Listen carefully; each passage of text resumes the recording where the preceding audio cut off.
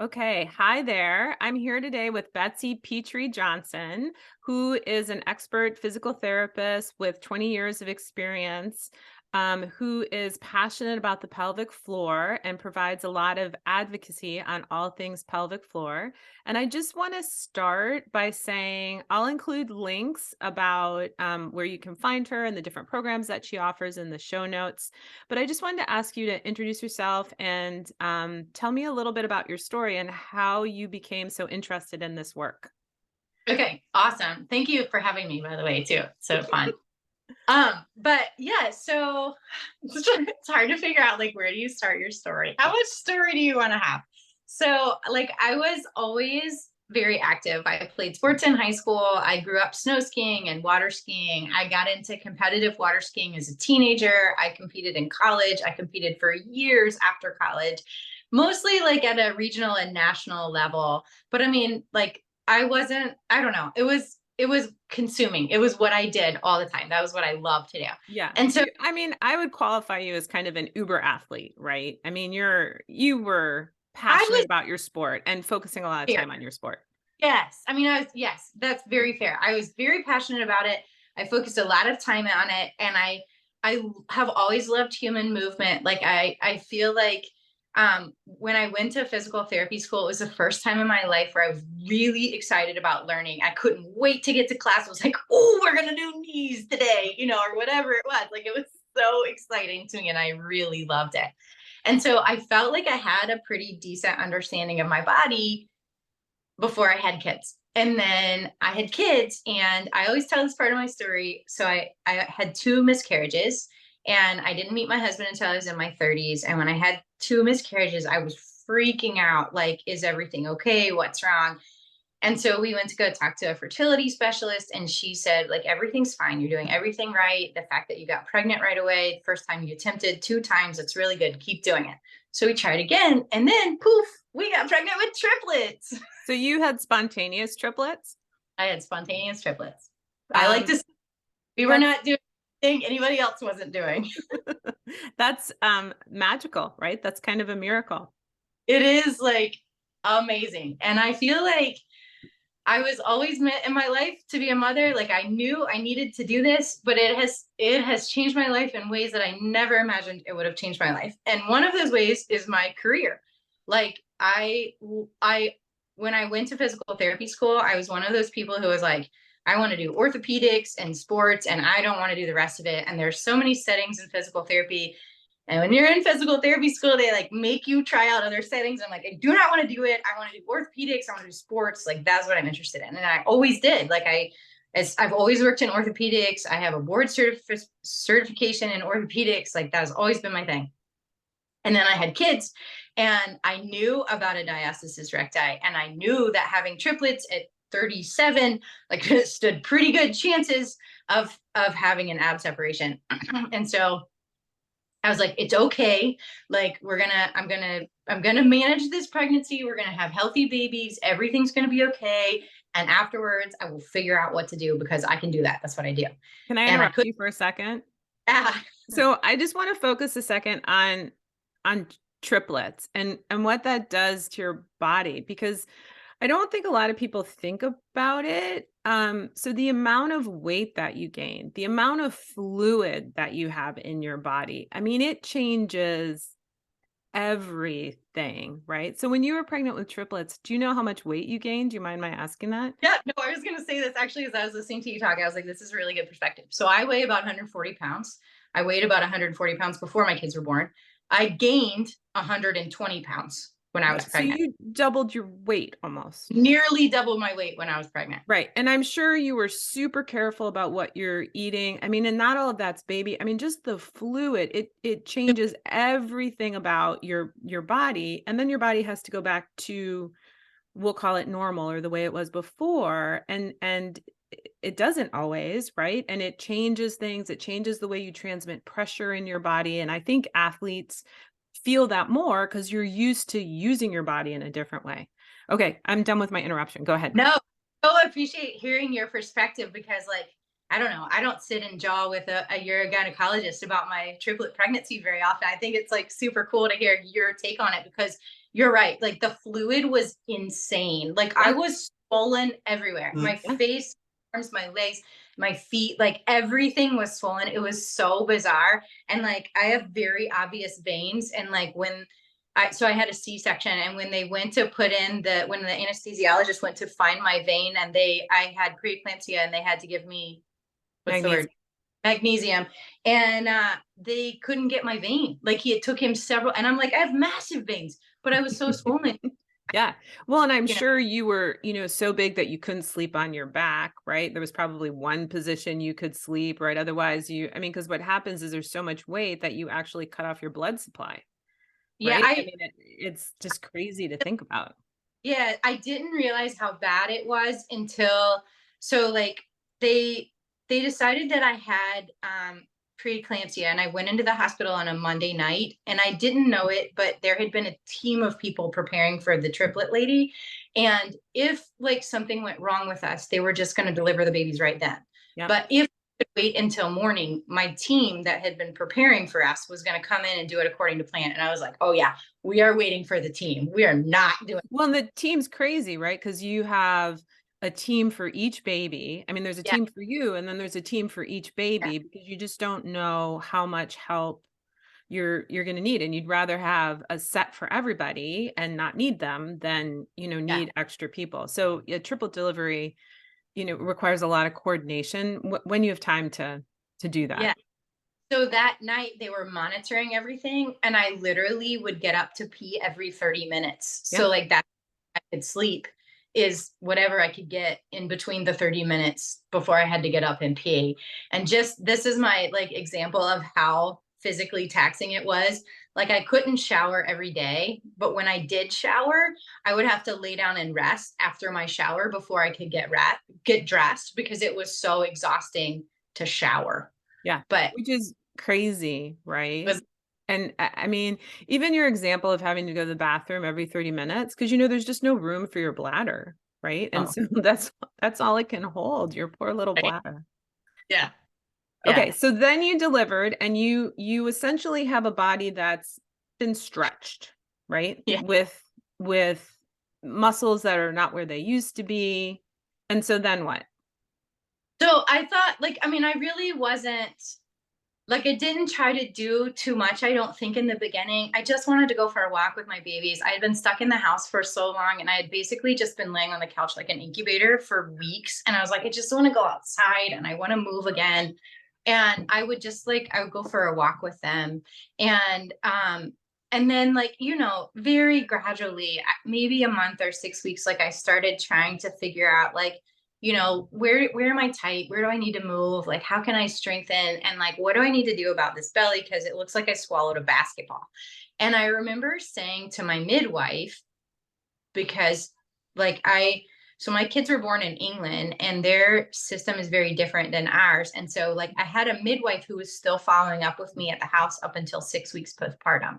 And I didn't see my doctor again after delivery except for once. But anyway, so I was talking to my midwife, and I was like, what's going on? Like I feel like I swallowed a basketball. And I was used to the idea of an ab separation being like you stuck your hand in and like there was a dent there. But in my case, my belly had stretched so far, and I was creating internal pressure by pushing out into it, that there was no driver for it to return back to a normal size because I was pushing unintentionally, like not even aware that unconsciously pushing out into it in order to create stability. And so, like, even though it was shrinking down because it didn't need to be 120 pounds big, it still wasn't going back down to a normal size because I wasn't contracting my muscles in, I was pushing out. But your skin went back to normal. I mean, I have lots of loose skin. Like I Yeah. have wrinkles. But that wasn't what was bothering you. It was just kind No, of this. Yeah. no, Okay. belly. Yeah, it was like literally, it looked like I had swallowed a basketball. Like I just had one of those big round bellies that, I mean, it kind of still looked pregnant, but it didn't look pregnant in the way that it had before. But it wasn't, I don't know, maybe it looked like 6 months pregnant, like it was kind of somewhere in between. And I And my midwife was like, oh, it'll go away. And I was like, I don't think that it will.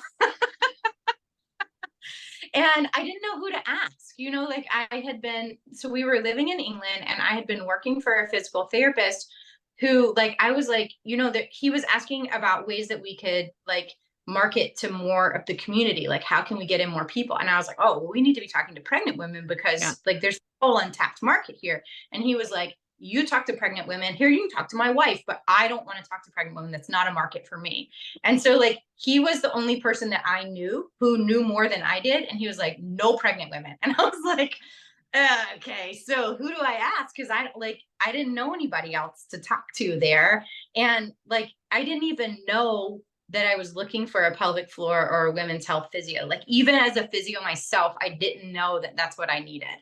And I just feel like now I can't get off my soapbox of telling everybody like this does exist. Like these are Yeah. not things that you with. There are people who are specialists in this. And so, I thought like, I don't know, maybe it was probably about 9 months postpartum. And like we had a routine and it was working and we were no longer drowning in the like triplet newbornness, like we had reached a new level. And I was like, like I should be exercising regularly. Like I got to get this back under control. And I don't like this belly and I want to feel like I know what I'm doing and like what's going on. And I'm like, maybe like I'm just so sleep deprived and my brain is just so wrapped up in triplets that I can't think straight to figure this out. And I'll just get on the computer and like somebody's done this before and they'll just tell me what to do. And so I tried like a program that was supposed to be for postpartum women. And like, I felt better to be moving my body a little bit more and not having to think of ways to move my body. But it wasn't really answering my question. Like, it was not solving my belly. And then I was like, well, like all my life, I've kind of felt like I was a little bit wonky or asymmetrical. And like, maybe my problem isn't a postpartum problem. Maybe my problem is something else. So then I tried a program online that was like about like rebuilding a movement foundation. And again, I liked the program, but it wasn't answering my question. And I was like, I cannot be the first person who's ever felt this way. Like but these answers exist. And so then I was like, well, what are physical therapists telling women postpartum? Like, what is the actual message that should be happening here that I didn't have? And so then I just kind of took this deep dive into what do we tell women postpartum? And I started learning about the pelvic floor and I started learning about breathing patterns and I started learning about how we generate internal pressure and how that's a stabilization strategy and how there's different options for how you do that. And I was just like breathing was a huge piece of it for me because I wasn't breathing in an effective way. And so I was like, oh, it's amazing. I got it. I'm going to learn how to breathe differently. And that's going to be really cool. But then I couldn't stop learning about it. Once I started, I was like, more. Who has something else I don't know? And so then I really learned more about the pelvic floor and about how there's function from the vagina, there's function from the anus, there's function on the left, there's function on the right, there's squeeze, there's lift. Like it's not just a Kegel is like squeeze it and that's it, and it just, when I was in physical therapy school, it's kind of like those people over there do the pelvic floor and your pelvic floor squeezes and it's let's go. And that's it. If you can do that, you don't have a problem with it. And then you can go talk to them if you want to know more. And I was like, well, who'd want to do that? Yeah. I think your story is so interesting because you were super educated, right? And you had a problem with this and it took you a while to figure it out. And I think, I think that just illustrates so well how hard this is for a lot of women in that space. And a lot of people do breathe correctly. But a lot of people have to relearn to do all of those things. And that can be really difficult. Yeah. And so I feel like one, we just don't talk about pelvic floors, No. like even physical therapy school, it was maybe it's changed now. I would like to think that because it's been nearly 20 years. And like it was very much glossed over. It was not discussed as part of like a core strategy that everybody uses all day. Like, here's this subspecialty. Go talk to them if you want to know more about it. And I was like, nobody wants to know that, you know? And and so I didn't go talk to them and I didn't learn anything about it and I just missed it. But like everybody has a pelvic floor, men, women, children. It doesn't matter if you had a baby. Like I can tell you so many men that I know of who Yeah. have pelvic floor issues. It has nothing to do with having a baby. It has to do with how their feet work and how their hips work and different life experiences that they have had that contributes to it not Yeah. being on board the way that we want. And so I just feel like it has been such a journey for me. It took me 2 years to even really get started on the right path. And I had an education in it. And I'm like, how many other people have just been told, well, this is part of motherhood, or this is what it's like to be a woman, and just, deal with that. And so it has really inspired me to find ways to communicate with women, to share this information, to talk about pelvic floors, to help people understand that yes, like we are turned onto it from postpartum and pregnancy, but it is always a part of your strategy and your movement. And in me personally, like I wasn't using mine right before I had kids, but sometimes it takes that life experience for your eyes to be open to it. Yeah. And so I just talk about it as much as I can to try to bring it into awareness to people who come in contact with me, to help them think that, well, maybe this back pain is Right. actually pelvic floor. And it's not like, it doesn't have to be the diagnoses like you probably see more often, like incontinence and a diastasis and prolapse and things like that. It doesn't have to look like that. It could No. look like, It back. can present lots of ways, right? I mean, it can be hip pain, it can be back pain, it can be, I mean, there are just so many different things that it can be. So once you figured out kind of what you wanted to do, how long did it take you to get the results that you were looking for Within my own body. within your own body? So I would say like from the time I started learning and then really started implementing within my own body, in 4 months, I was like, oh my goodness, like this is me. Like I feel like I'm not hurting as much and I can move better and I can see my body again instead of like this foreign shape that I've become. But I would say like before my kids were born, I had issues that I didn't know to contribute to my attribute to my pelvic floor. And I had like a slightly odd shape to my belly before my kids were born. And so I feel like, in that first 4 months, I was like, I am so much better. But my kids are 6.5 and I'm still making progress. And I feel like I have, even though like I have loads of skin, I have better abs and I have a flatter belly and I have a more connected body and I have a stronger core than I've ever had in my life. Yeah. Like it all works better when you add those pieces together. And I feel like I'm still a work in progress. Maybe I'll always feel that way. Maybe I'll get to a point where I'm like, I don't have any problems anymore. I wouldn't say I have problems now. Like I'm not in pain and I'm way more connected, but I feel like I don't have the time to work out as much to be as strong as I want. So in some ways, like we have a inflatable stand-up paddleboard that we keep on the top shelf in the garage. And so that thing is like, wider than I can show you on this Yeah. screen. They're big. It probably weighs 20 pounds, but we put it on the top shelf and I took it down this weekend and I just picked that thing up. And usually overhead is not where I feel strong. And I felt so connected to press that thing up and put it on the shelf and take it down. And I did not feel like I was doing it with poor mechanics. So, I mean, there's still things like that where like I could put it up and down off the shelf last year, but I didn't feel as connected. I didn't feel as strong and solid in my movement patterns as I do now. So, I mean, to me, it's still going, but I don't know if I'll always feel that way, I you think know? it's a personality type, right? Where you're always thinking, what can I do better? How can I optimize this?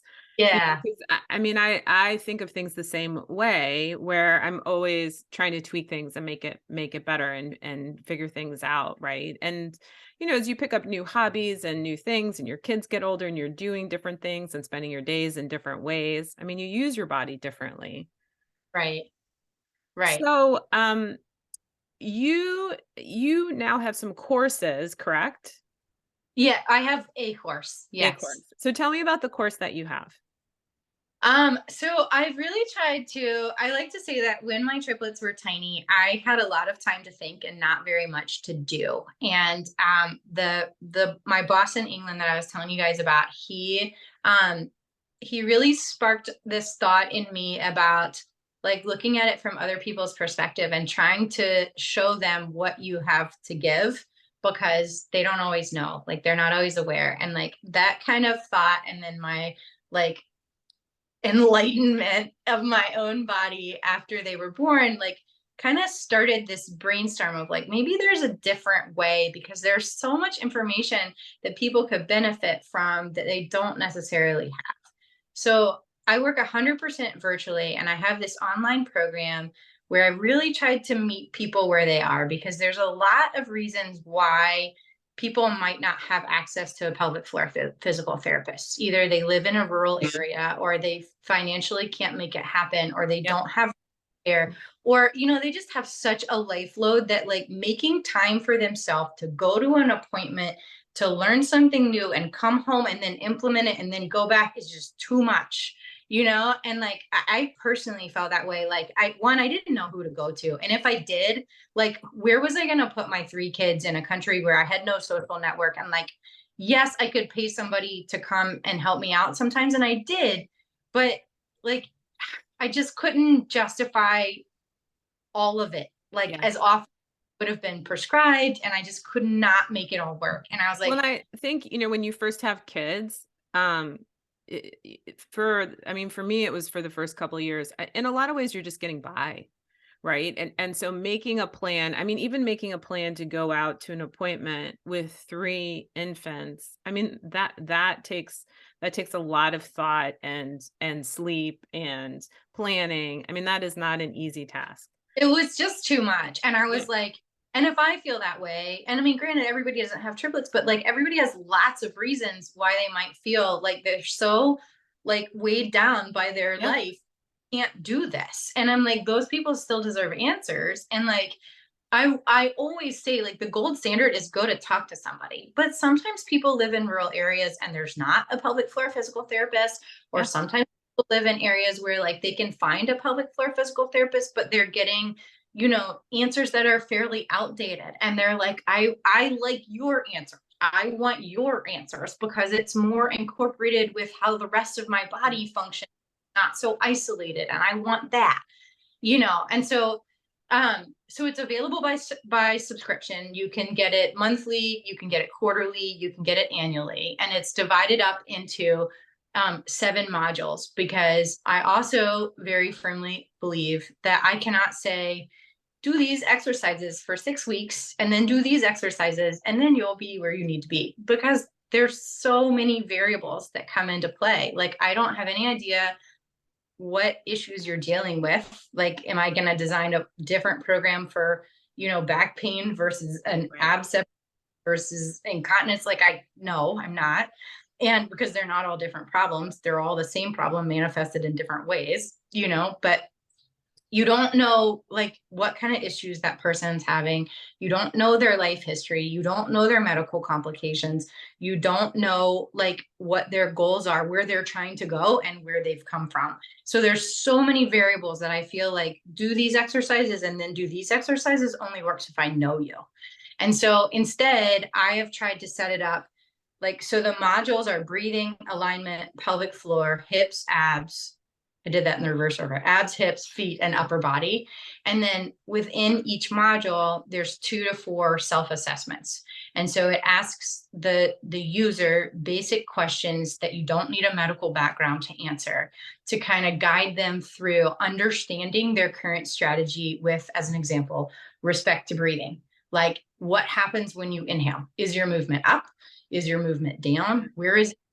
And so then based on their response, it guides them through how to practice. So if they're like, oh, my inhale is moving down, then it's like, check. Now go on to the next assessment and become aware of this other aspect of your breathing. And you keep making your way through the program like that, and building on like slightly more awareness Yeah. of how together. And That's that so way, brilliant because most people don't realize how their body works, right? I mean, you just know what you've always felt and move forward. And so I think that form of education is just must be so helpful for most people.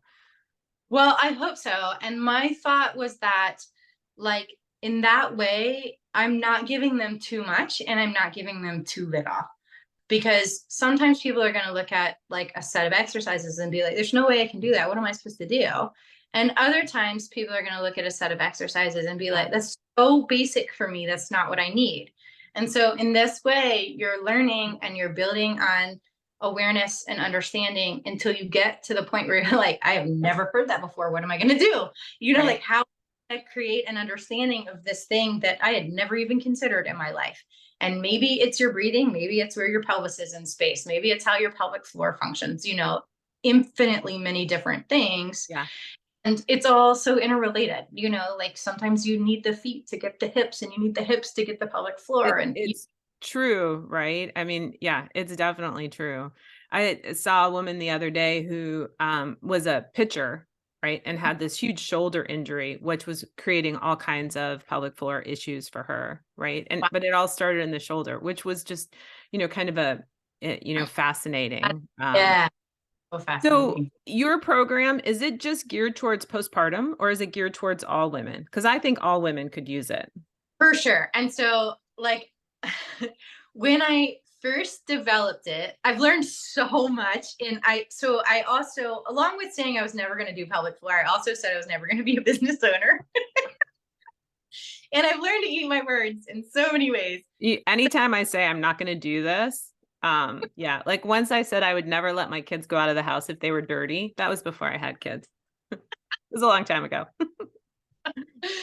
Yeah. And so I've learned so many things. So when I originally designed the program, I was imagining like postpartum women because it was my understanding that I needed to be fairly niche, that I needed to be speaking to a specific audience in order to connect with people. And I have learned so much since starting because, yes, I do think it is helpful to be fairly niche. But because when you start talking about it, the people who aren't actually, you know, postpartum women are going that need you are going to hear it and connect with it, even Hmm. though they're still going to get it, and they're going to be like, so is it okay for me if I do it and I'm not a mama? And I'm like, yes, your explanation is just different, you know. So I haven't like gone through every possible scenario of why you might x whatever this issue is, you know, but you already know, like, you know, your life history and you know when these problems started. And so however you got there with or without having children, it can still be appropriate. And like I've had so many like scenarios that I never really planned for. Like I've had people go, "Can my husband do this with me?" I'm like, "Yes, he can," you know?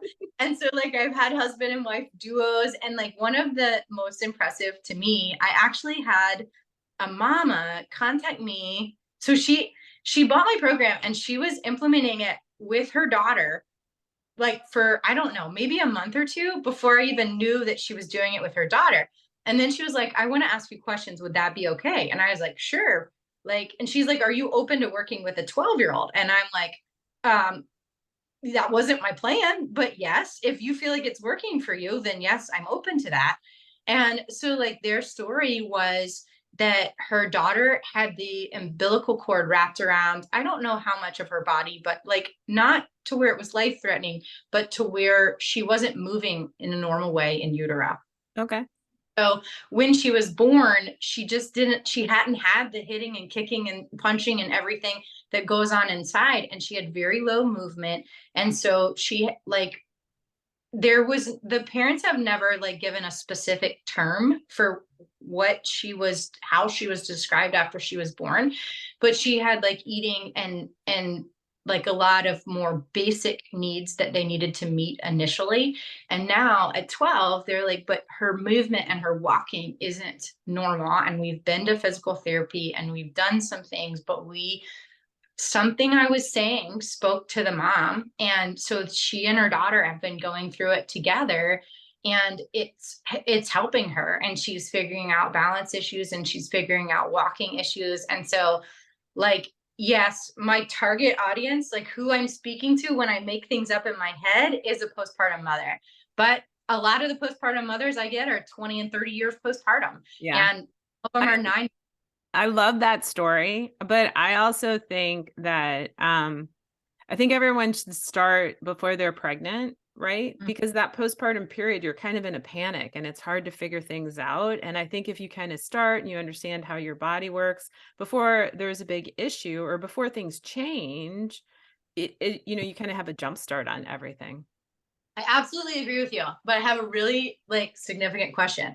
So, how do we get their attention before? Because some people are looking for it, but if they're not looking for it, like, I mean, I felt like I was crooked, but I didn't know that that's what I needed. Yeah, I don't think you can. I mean, I think Yeah. so I think it's hard to get to people when it's kind of preventative because we just don't think that way. I think that you could get, I think when people are kind of in their last trimester, right? I think women would be willing to kind of think about it. But, pregnant women make everybody a little bit nervous because you just want Yeah. to be so careful. Right. And so then, that would just require a lot of thought and planning and, maybe an okay with their doctor and that Yeah. kind of thing. And I mean, things like women in their 20s who aren't necessarily having any problems are far less motivated to understand this sort of thing than women in their 50s or 60s who are dealing with incontinence with basic daily life, and they're looking for answers in a way that women in their 20s Yeah, don't really. They could be laying, groundwork right now that would right. save them having to figure that I babies or think you're unlikely. I mean, when everything's going great and you're young and you're not really thinking about how your body works, I think it is hard to get engagement at that point. But if you could just increase awareness so that then when they have the problem, they know where to go, I yeah, think that would be great. But I also, I mean, I love the idea of preventing all of these issues, right? So, agree. we're gonna run out of time here in 1 minute. So I just wanted to ask you, what's your advice? I mean, do you have a piece of advice for women out there? So I would say that like everybody has a strategy, like everybody has a way that they move, and you can always learn to be more effective at it, whether you're looking at it from like a power or speed or strength standpoint, or whether you're looking at it from a I don't want to have pain or I don't want to be incontinent standpoint. Like there's so many ways that you can learn to be more functional, and it all starts with laying the right foundation. So, I mean, I feel like nowadays it's much more common conversation, and you can start to get in on it and understand like where you're missing, like what pieces you don't have in that understanding. But I don't like it's so individual. If it's Yeah. not what your mother did, it's not what your friend did. It's like specific to you. Yeah. And yeah, So I just want to thank you so much. I think what you're doing is amazing, and I think you're offering such a groundwork for so many women and helping so many women out there. So thank you so much for everything you're doing. I hope so. That's definitely my intent. And thank you so much for giving me the opportunity to chat with you about it today and to hear your perspective on all the